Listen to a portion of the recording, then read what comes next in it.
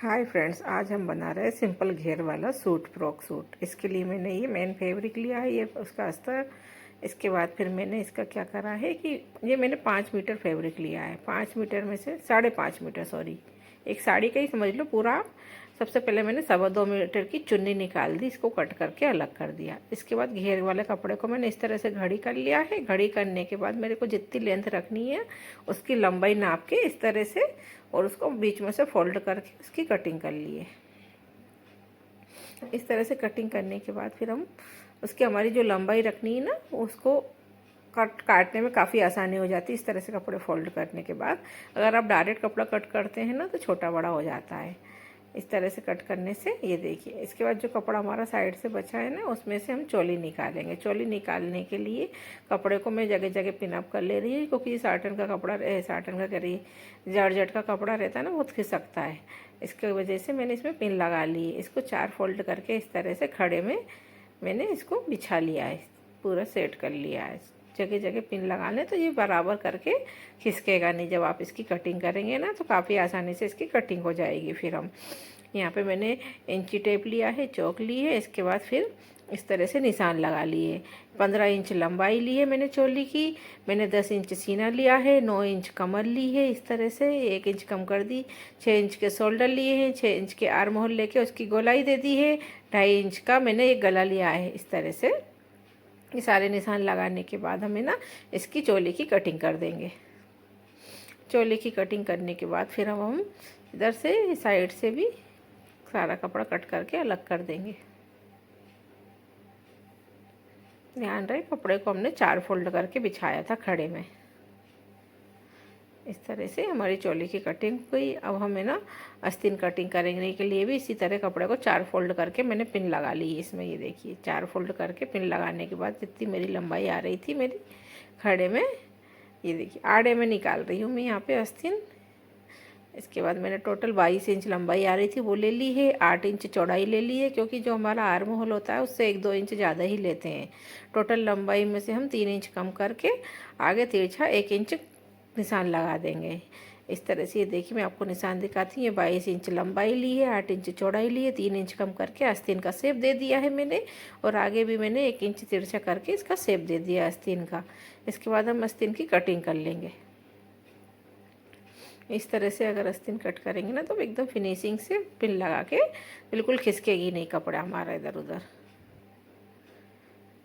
ये देखिए, हमारी आस्तीन की कटिंग करने के बाद हमारी आस्तीन इस तरह से।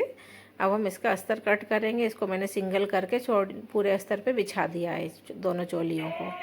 इसके बाद फिर मैंने घेर की कटिंग करूँगी, घेर के अस्तर निकालूँगी। घेर का अस्तर निकालने के बाद है ना, फिर मैं उसी तरह से निकालूंगी घेर का अस्तर भी, जिस तरह से कि मैंने उसका घेर निकाला था। घड़ी करके उसको घड़ी करने के बाद लंबाई नाप के उसके कपड़े को अलग कर देंगे। मंदिर गया। इसी का गला बनाएंगे। गला बनाने के लिए मैंने चोली को डबल फोल्ड कर लिया है अलग अलग करके। इस तरह से इसमें पिन लगा ली है।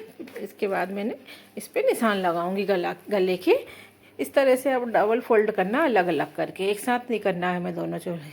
इसके बाद मैंने यहाँ पे 2.5 इंच चौड़ाई लेके 6 इंच पीछे का गला बनाया है गोल, और ये 4 इंच आगे का गला, 4.5 इंच सॉरी चौकोर बनाया है मैंने, और 2.5 इंच चौड़ाई ली है। दोनों निशान लगा के हम आगे के गले की कटिंग कर लेंगे।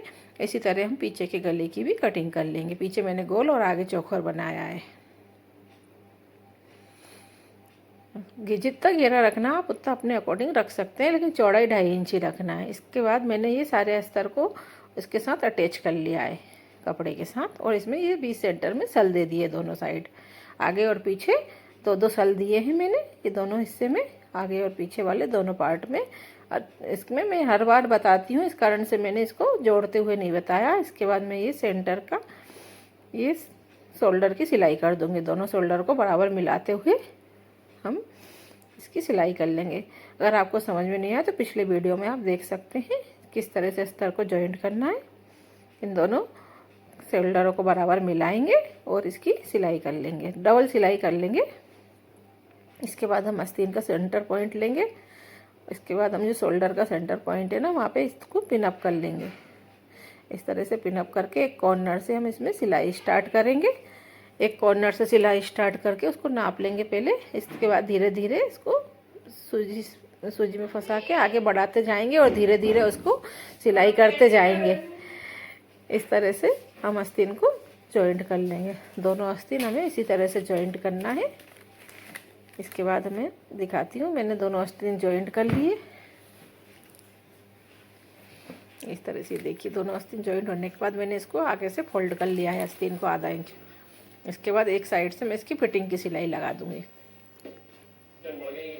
इस तरह से एक साइड की फिटिंग की सिलाई लगाएंगे हम दोनों को बराबर मिला के, बराबर पार्ट को।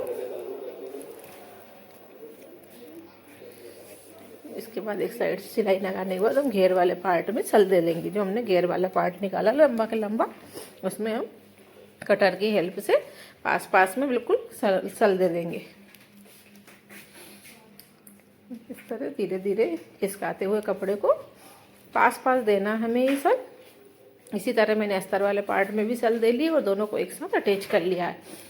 सिलाई करके पहले पिन लगा ले, पिन के बाद फिर उस पर सिलाई कर लें। इसके बाद हम इसको चोली में अटैच करेंगे। चोली में इसको सेंटर से जमा लेंगे इस तरह से और उस पर भी पिन अप कर लेंगे। इसको पिन अप करने से क्या होगा, हमारा पहले कपड़ा नहीं खिसकेगा और सिलाई करने में छोटा बड़ा नहीं होगा। पहले नाप लें, ये हमारा जो भी घेर आया ना वो हमारी चोली के अकॉर्डिंग आना चाहिए।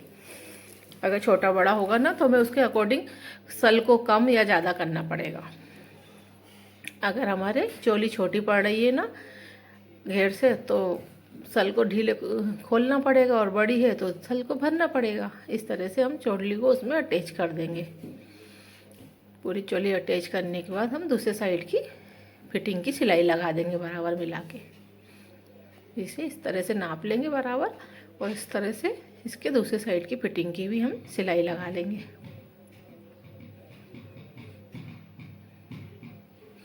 ध्यान रहे कपड़े को बराबर जमाते जाएंगे और खिसके नहीं हमारा कपड़ा। और उसके बाद फिर फिटिंग की सिलाई लगाने तो वही सब। ये देखिए, फिटिंग की सिलाई लगाने के बाद हम लास्ट में नीचे की सिलाई लगाएंगे। ये या लास्ट में नीचे वाली सिलाई को पहले अस्तर वाली सिलाई को लगा दें और फिर ऊपर से मेन फैब्रिक की भी हम इस तरह से आधा इंच फोल्ड करके सिलाई कर देंगे।